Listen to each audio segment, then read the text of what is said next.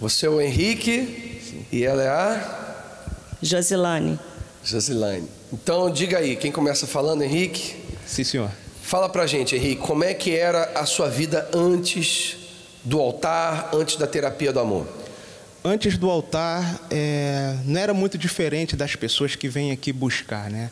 Uma vida de destruição, de traições. Vim de uma família onde meu pai agredia muito a minha mãe. Então, essa referência que eu tinha, eu comecei a crer, e também todos os sofrimentos que eu passei nos meus relacionamentos.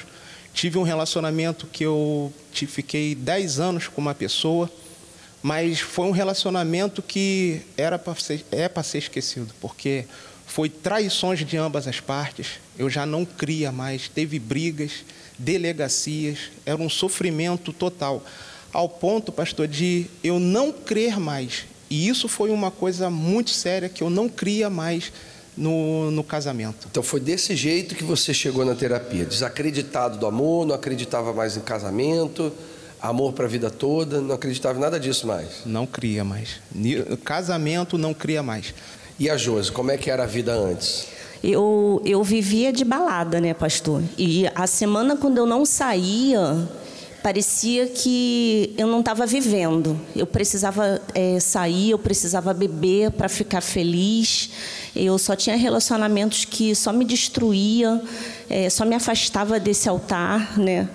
E ao ponto de eu ter um vazio tão grande dentro de mim, depois de tanta traição, os meus relacionamentos não tinham perspectiva de futuro, né? Eu perguntava, o que você pensa para nós dois amanhã? E a pessoa não me incluía nos planos dela, né? Então, esses eram os relacionamentos que eu tinha. E isso só me destruía por dentro. E é interessante que eu era uma referência entre as minhas amigas, né? Elas vinham pegar conselho comigo, mas elas não sabiam como eu estava por dentro.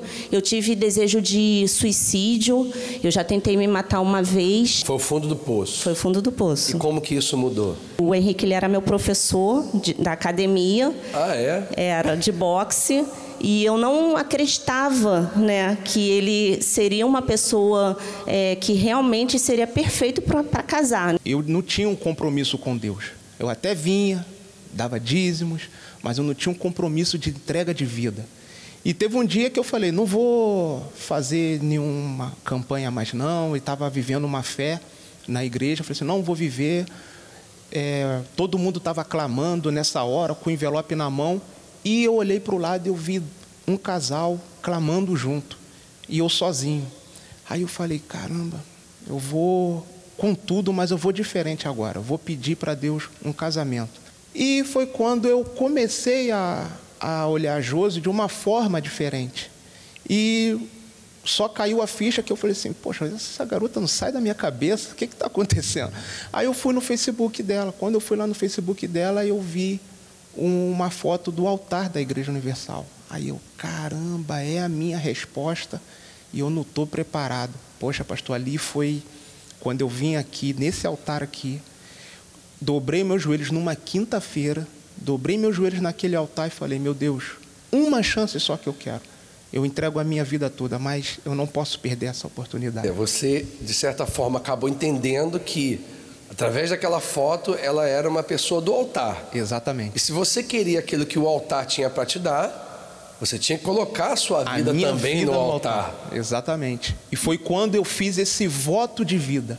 Foi ali que realmente a minha vida mudou, pastor. Foi exatamente naquele dia, eu não esqueço desse dia.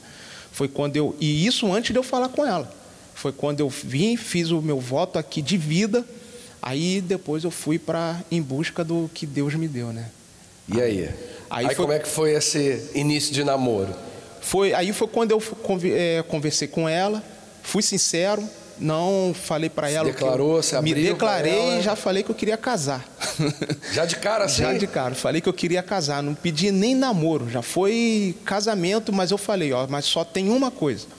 Eu vou te levar numa reunião na qual nós não podemos nunca mais sair dessa reunião.